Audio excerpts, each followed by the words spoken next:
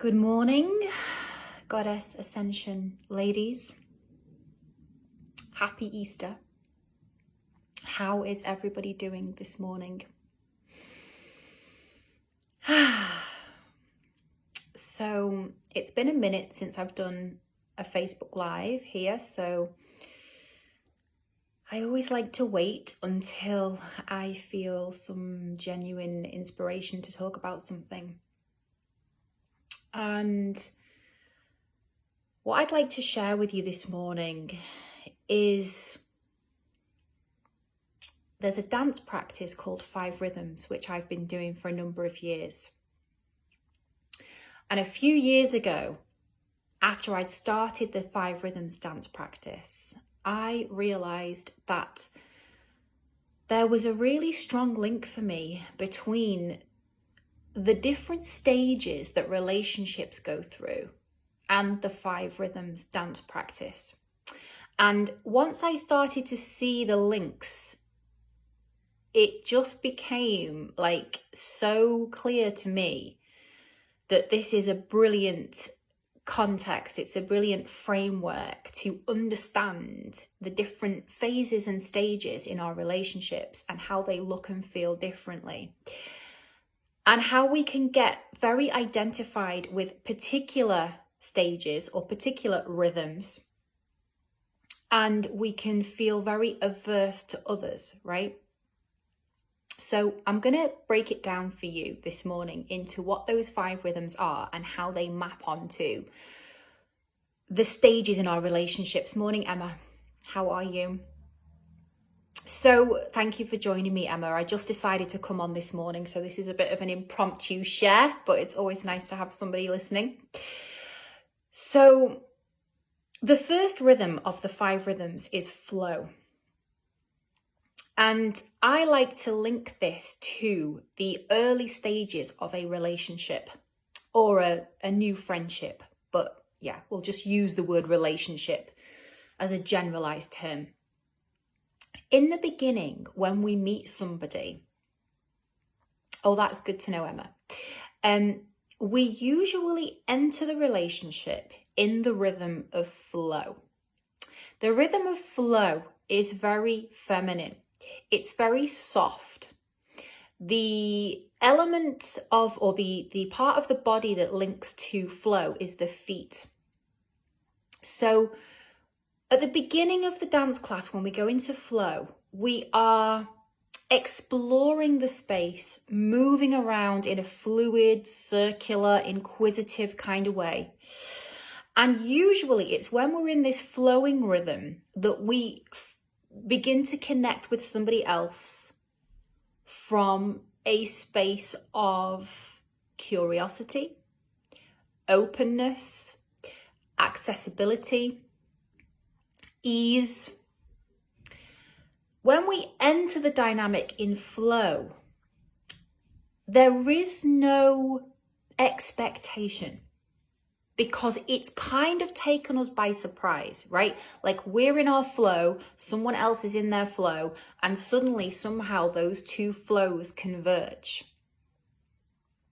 And because people enter our lives unexpectedly sometimes, we haven't got any defenses up yet because it's new. And they've caught us, or the relationship has caught us off guard. So we are able to just be playful and light and allow it to unfold and see what happens and be curious. This is the rhythm of flow. Flowing with somebody in a dynamic is surrendering to the natural current, right?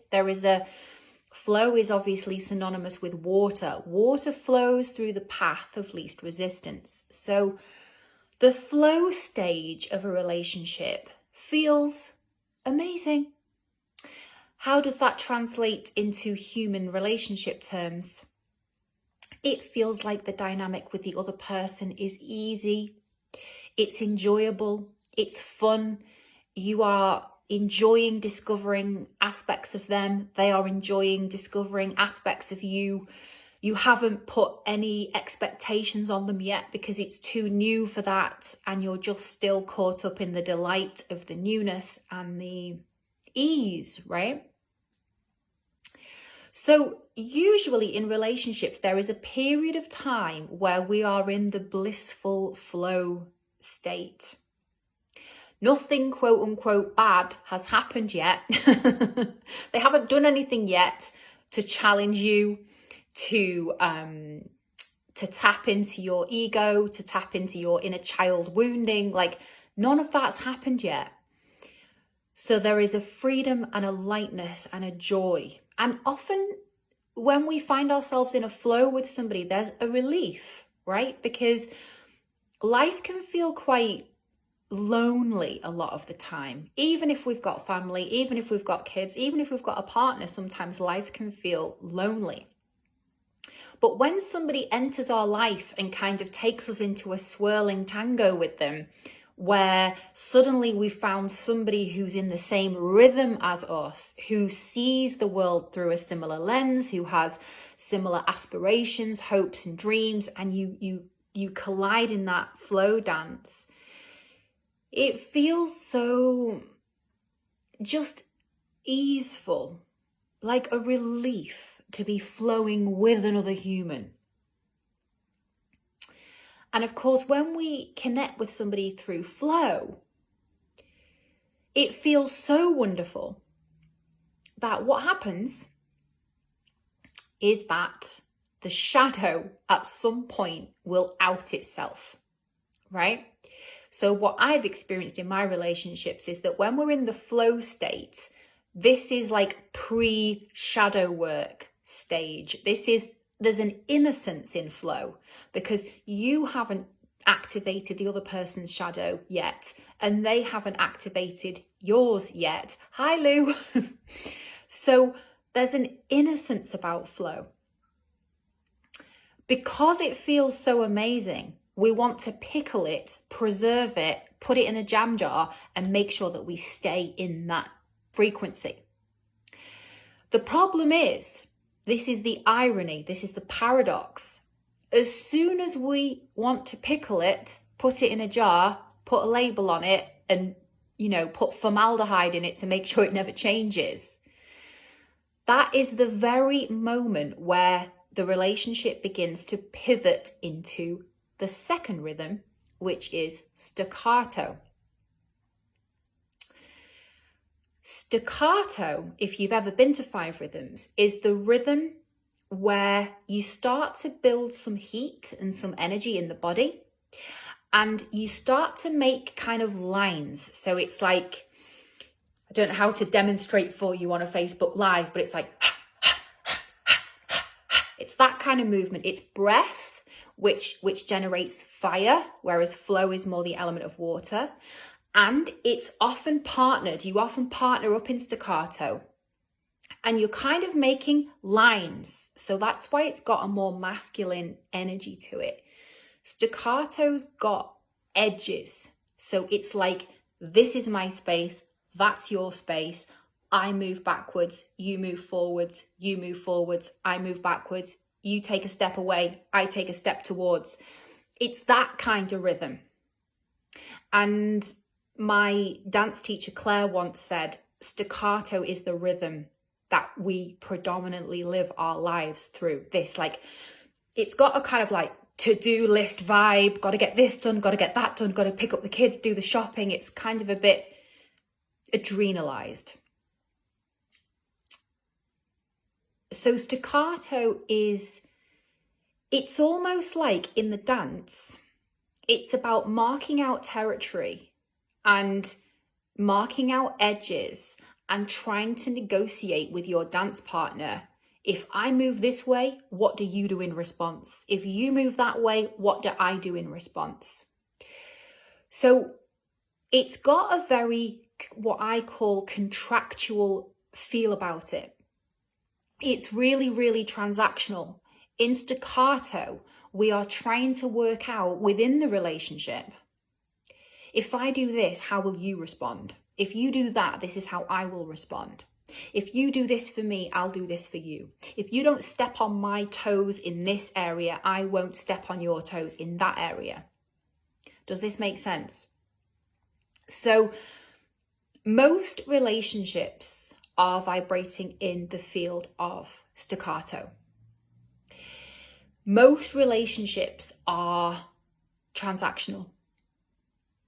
So you will notice in your relationships, if you are in a staccato type relationship with somebody, that there are certain trigger points that they activate in you. There are certain trigger points that you activate in them. There are certain mechanisms that you've put in place to avoid triggering each other too much, or to avoid bringing anything that's lurking under the surface too obviously to the surface. So there's a kind of contractual arrangement to keep a lid on certain triggers within relationships in order to keep the status quo, right? In most relationships, you might serve a certain, oh, thanks Emma, thanks for the resonance. It's so appreciated, because sometimes when you're on a Facebook Live and you feel like you're talking to yourself, you're like, is this making any sense to anyone? But think of staccato as a contractual rhythm with another human. You will know how to push their buttons. They will know how to push your buttons. And a lot of the time you will be in a contractual agreement with them, which is non-verbal, whereby you don't activate each other too much. In transactional relationships, there are things that both people gain from maintaining the status quo. So that's why we don't allow too much heat to build in staccato, because if too much heat or tension begins to build, inevitably we start to move to chaos, which is the third rhythm. So many couples will stay in staccato with each other for freaking decades, right? And when you're stuck in staccato with somebody, the relationship becomes very predictable. The trigger points are really predictable. They keep recurring. You keep trying to keep a lid on it. They do certain things for you and you do certain things for them. So it could be that they provide for you financially and you keep the household ticking over. I mean, that's a very conventional example of a traditional, heteronormative relationship. But that's a really clear example of what a transactional relationship feels like. Or I will be available to you sexually if you provide me with a home. That's another example of a transaction. I will be nice to your mother, even though I hate her, if you also help me to care for my elderly parent. Like, that's another transaction. And the transactions are not wrong. They're not in and of themselves, they are not wrong. But what happens a lot of the time in relationships is when we are very attached to what we gain from our side of this transactional relationship, we will be really, really reluctant to explore what some of the deeper issues are, or the sticking points are in the relationship, because we don't want to lose what we gain from the transactional elements. Does that make sense? So most people, even if the staccato rhythm has become really unsatisfactory, even if the relationship feels like you've stopped having the really honest conversations years ago or months ago, depending on how long the relationship's been going for, because you're both too scared at this point to risk that. You've stopped feeling connected to the other person in the really beautiful, effortless way that you felt connected to them in the flow rhythm, because the shadow stuff has presented and neither of you wants to go fully into it, right? So now this dance starts to occur as we begin to transition from staccato to chaos, where we try to prolong the staccato for as long as possible to preserve what we gain from staying in that. We don't like change. Humans don't like change. We will stay in a relationship that feels unsatisfactory or feels less fulfilling than it used to feel will stay there for a really long time just because it's familiar, it's safe. We've drawn up an energetic contract with each other. I know what I gain from it, and I know the price I pay for staying in it. You know what you gain from it and the price you pay for staying in it, and we've decided we're staying in it, right? This is the majority of marriages. At some point, let me just see what Emma says. Yes, and it often feels like there's something wrong or something is missing, but the longer you stay in this state, the harder it is to figure out how to change it. Exactly, Emma. When you stay stuck in staccato for a long time, it gets harder and harder to break that rhythm, because your moves and my moves in response to your moves have become so familiar and so automated and so predictable that the fear of penetrating beneath them to look at what's going on under them becomes too great, because by this point we've invested too much in staying in this relationship. We've put too much on the line. You know, maybe we've blended families together if it's two partners who've had previous partners and the children have come together and you formed a new family unit or something like that. You know, when other people's lives are affected by this relationship staying within the status quo, it's even harder to transcend out of the staccato. But when you've been in flow with someone, when you know what it felt like in that stage where you were connecting from the heart, you were having authentic communication, you were feeling that joy and that elation and that excitement in their presence, there's a kind of for me anyway, there's a kind of a feeling of mourning in staccato. It's sad because it's like, we've ended up in this relationship dynamic that feels like a shadow of how it felt before. And we both know that there's something so much more that we could be tapping into. But fear of facing the shadow, aka chaos, keeps us trapped in prolonged staccato. Exactly, Emma. Flow is like the honeymoon stage because the shadow hasn't yet presented. Exactly. So, me personally, I'm a bit of an anomaly in this story because I can only be in staccato with somebody for so long before I feel like chaos is becoming inevitable. It's like on the horizon. I can see it and I can feel it. Now, thank God that I've been doing 5 Rhythms for about 8 years now. So I trust now the process of going through the portal of chaos.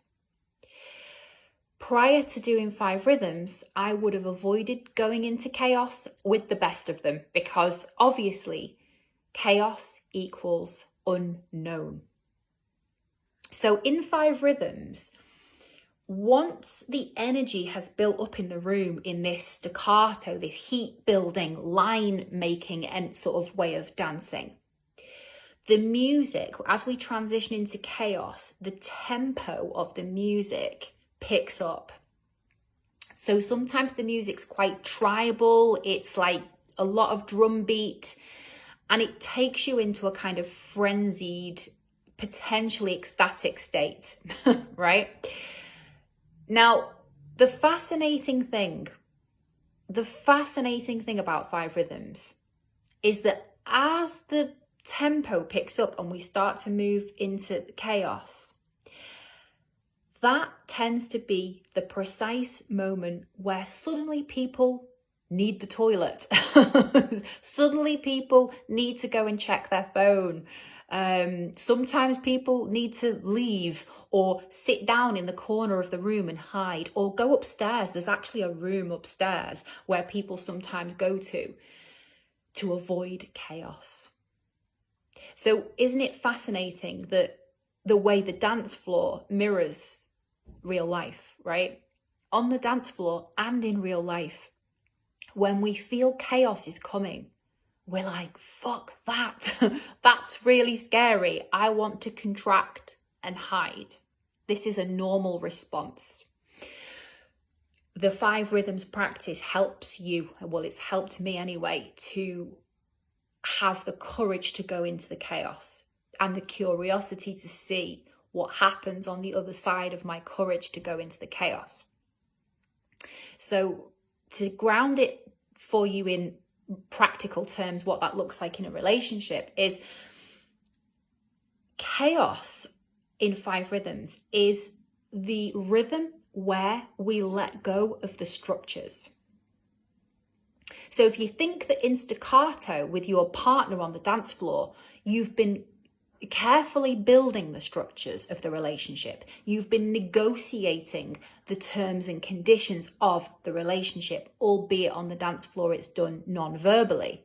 Even in relationships, a lot of the time, the contracts are drawn non-verbally, right? Like, I won't do this because I know it pisses you off. You won't do this because you know that it makes me feel paranoid or suspicious if you go out with friends and don't text. I won't do this if you don't do that. It's so contractual. Chaos is the rhythm where we release, right? So this is where all the linear dance moves and shapes that we've been making in staccato melt. All the hard edges melt, and we just start to go into very free, very unrhythmic movements. And the body part that we release in chaos is the head, which in and of itself is really significant. Emma, my last romantic partner did a runner as soon as the chaos phase was coming. This makes so much sense. I was trying to work through it, but he wasn't interested in facing it. Emma, bingo, bingo, bingo, bingo. You felt the chaos coming and you were like, fucking hell, this is terrifying, but bring it on. We have to go through the chaos, right? And he felt the chaos coming and he was like, shit, that's terrifying. That is terrifying, because chaos involves burning down the house, right? So staccato, you've been busy building the house with the other person. You've been building the structures. You've been building the foundations. You've been building the parameters. And now suddenly the momentum of the relationship, or the momentum of the music on the dance floor, is forcing you into chaos.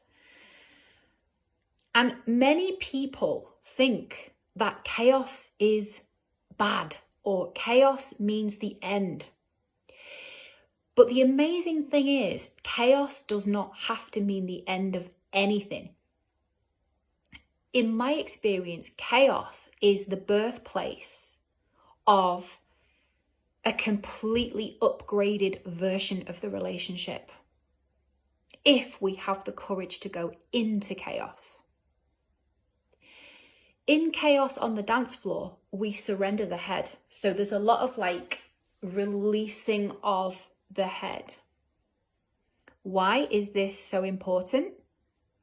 Because when we're in a staccato phase of the relationship, we are really massively in the head space, right? When we're in staccato, we're constantly second guessing.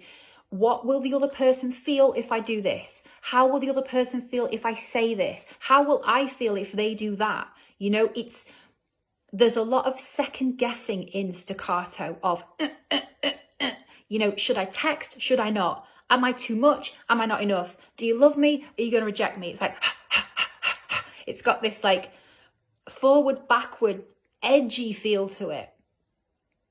And we can only stay in that. It takes a lot of energy to maintain the lines of staccato. It takes a lot of energy. And at some point, there'll be something in your spirit that just like rises up, and you're like, it's like the Kali energy. It's the destroyer energy. It's like, I'm going to burn this down because this isn't working anymore. This current way of relating, this current way of brushing things under the carpet, not verbalizing, not expressing our desires, not expressing what we want, not being forthright in how we really feel, like all this suppression after a while, it's like a volcano. It needs to go somewhere. So somebody has to have the courage or just the tenacity to pull the plug on staccato and to force the cataclysmic, arrival of the rhythm of chaos. And what I like about the chaos analogy of releasing the head is that simultaneously to releasing the head physically, we are releasing all of the thoughts, the heaviness, the heady, analytical, wondering how the other person feels about you, wondering if you did something wrong, all that kind of heavy stuff. The chaos is the invitation to let go of all of it and to come back into an embodied space. Yeah, I love how you've typed it staccato. Have you typed it staccato? Yeah, exactly. We can even rename it now as staccato rather than staccato, because that's a brilliant reframe. Yeah, I can't stay in it either, Emma, because I get to this point where I need the truth. I need the truth no matter what. I need the truth no matter what. And I need to set you free, and I need to set myself free from the bondage of staying in this fucking unsatisfactory staccato. Like, I can't do it. So going into chaos in a relationship is outing the staccato, because the staccato has operated at a non-expressed level, right? We don't say to our partner, "Oh, I think we're stuck in staccato," because first of all, you may not have the language to say that to your partner, and secondly, these rhythms are things that we feel, but we haven't ever really been given the linguistic framework to talk about them. Yeah, exactly. The staccato is really surface level. It's like, "Are you all right? Have you had a nice day? Do you want a cup of tea? How was work? Actually, fucking livid with you for XYZ, but I'm not going to tell you. I'm just going to, it's that suppression, isn't it? I feel like staccato really operates at the level of suppression. And if you are a truth seeker, you will just reach a point where you're like, I need to pull the plug no matter what. And when you pull the plug, you inherently go into into chaos, sorry. So when we go into chaos with somebody, we out the prolonged staccato phase. We verbalize, this isn't working for me. I am not getting from this relationship what I desire and what I feel it can be. I don't feel you are either. I feel like I'm skirting around this issue with you. You're skirting around this issue with me. It's not working. I need to release myself. I need to release you. And then we go into a void. The chaos has a feeling of going into a void because suddenly the contracts have been burnt. We're no longer trading our authenticity and our truth to maintain the status quo. As soon as we choose to go into chaos, we are also choosing to sacrifice whatever benefits we have gained from staying in staccato, because believe me, there's always something to be gained for both people in staying in staccato, and there's a lot to potentially lose by risking evolving beyond staccato.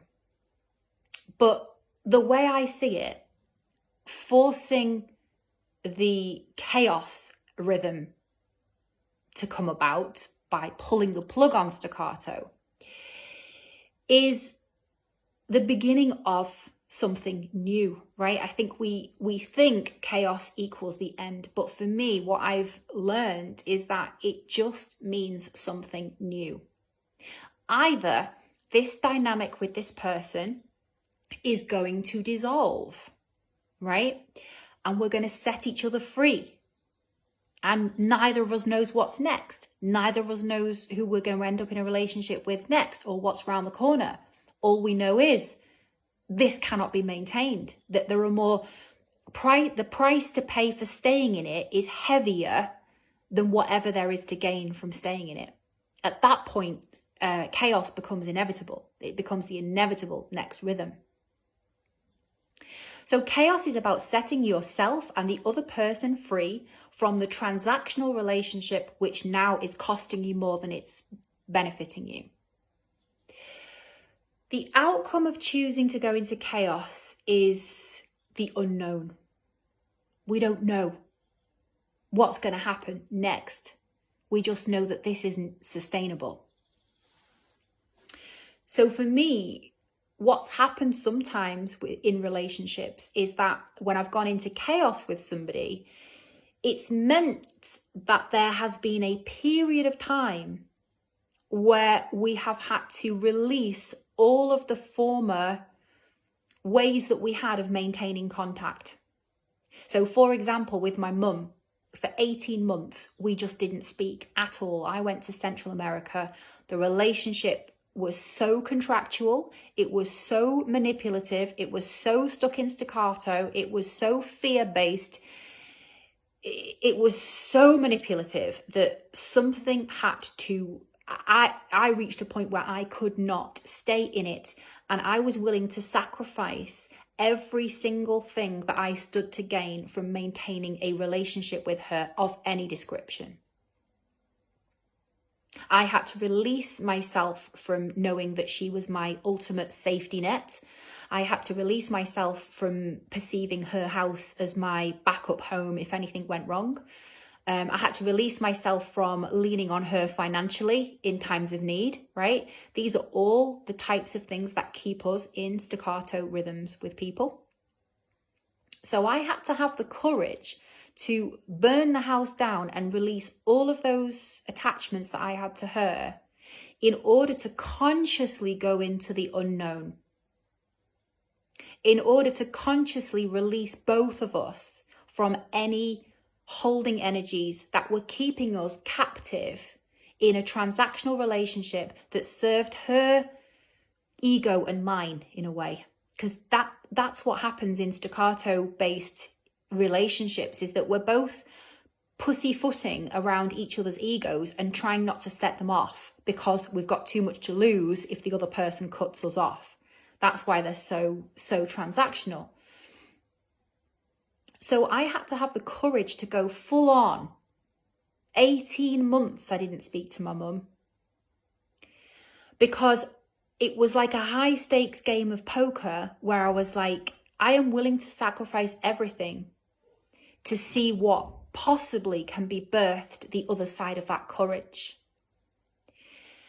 And what happened the other side of that courage is that when I came back and we reconnected, we were able to connect on a completely different frequency.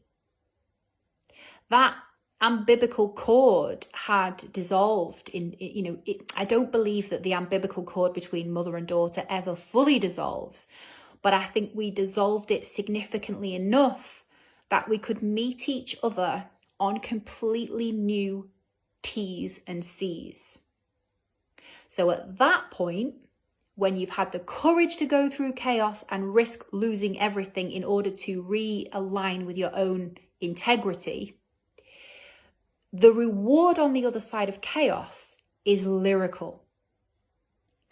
You're going through something similar with your mum. Yeah. I believe, Emma, that it's almost a rite of passage in womanhood to release the transactional relationship with your own mother. And it doesn't matter whether you're 30, 40, 50, it doesn't matter how old you are. For me, it was a rite of passage to go through that releasing process with her so that we could meet adult to adult, woman to woman, instead of constantly meeting from mama bear to like slightly hapless daughter, and reaffirming each other's limitations. Because I think that's another big element actually of staying stuck in staccato, is reaffirming each other's limitations. That's what I feel happens a lot in those kind of dynamics. So what emerges the other side of chaos is lyrical. Now, on the dance floor at Five Rhythms, lyrical for me is the most magical of rhythms. It's my favorite rhythm.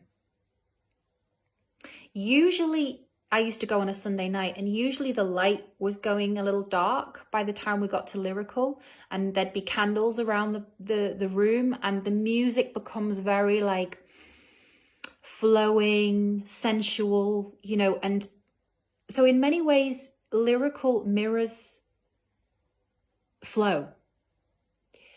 But the difference between lyrical and flow is that lyrical is the embodied version of flow. Lyrical is the rhythm where we come together with the other, whether that's on the dance floor or metaphorically, you know, in relationship with people. Lyrical is where we come together again, having gone through the initiation of being willing to let go of staccato and having the courage to go into chaos. So the reward that courage brings is this incredible heart union that I have felt with people on the dance floor in lyrical. It's the most beautiful thing, because it's almost like all of the shadow stuff has been seen and expressed through staccato and through chaos. And because it's been seen and honored and it's had its time and place, we get to evolve into this heart bursting open lyrical space where it's like, I've seen you and you've seen me, and we've gone through the fire, shifting over from staccato to chaos is the willingness to walk through the fire with somebody, and the willingness to walk through the fire with yourself, to alchemize into lyrical. To alchemize into lyrical. In lyrical, the defenses come down again. In flow, there were no defenses because we hadn't yet reached a point in the relationship where we felt the need to put any defenses in place.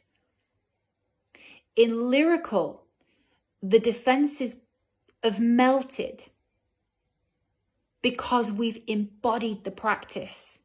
We've embodied the practice of going through the fire, and we've come out the other side alchemized.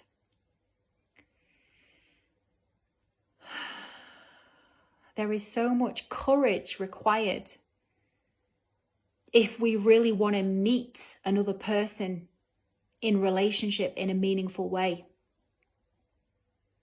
And in the last week or so, I have personally been called to name the staccato, the protracted staccato rhythm that I've been in with two different people for different reasons, but still, we've been stuck in staccato for a long time.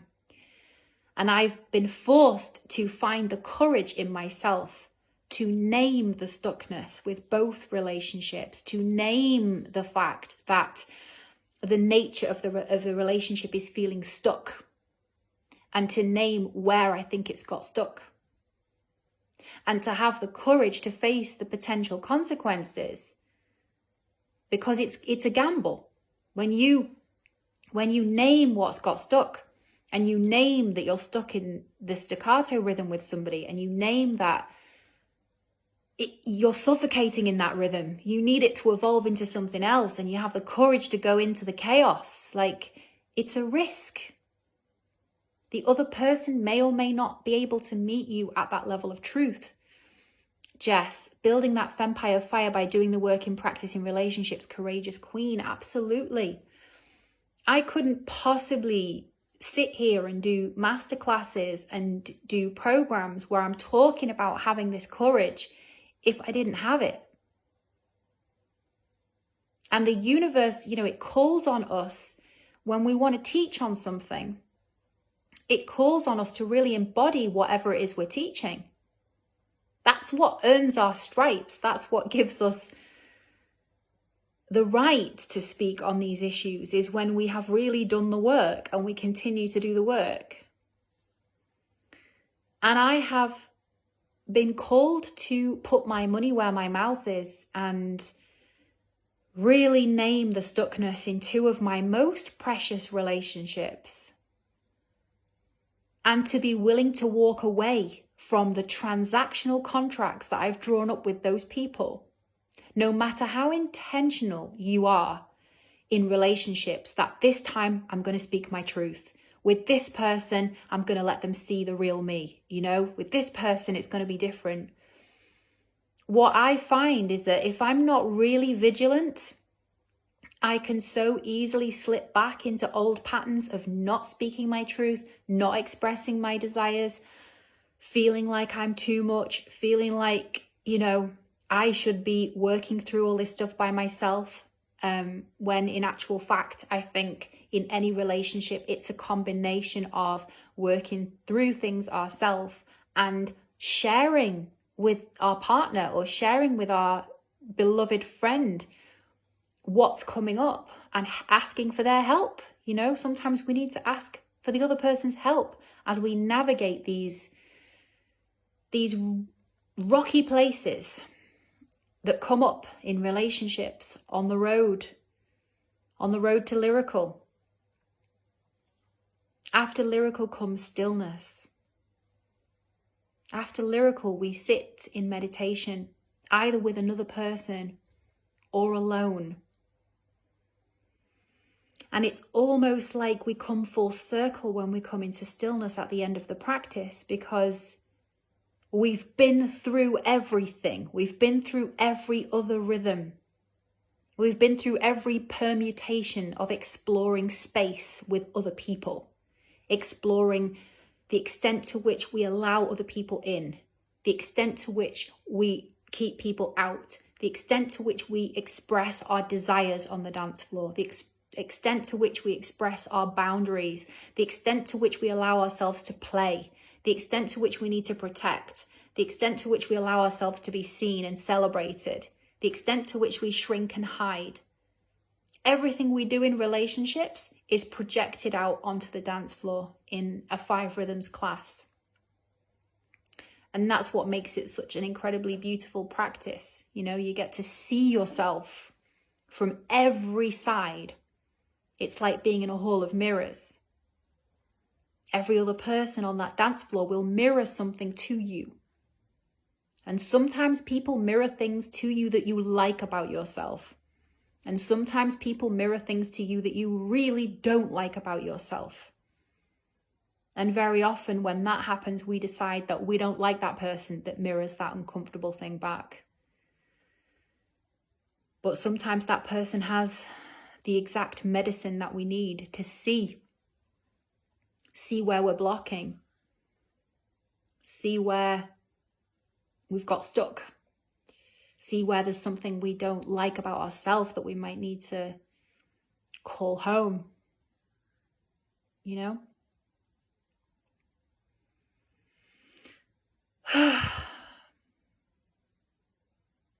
And sometimes we reach that beautiful place of stillness with another human, where it feels like there's nothing else to purge, there's nothing else to express, just the presence and the breath.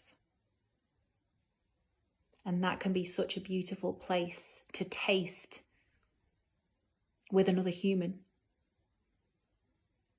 And then sometimes we loop back into flow and we loop back into staccato. And then the dreaded chaos is on its way again, and we have to have the courage again to go through it. These rhythms repeat and they loop. They don't stay still.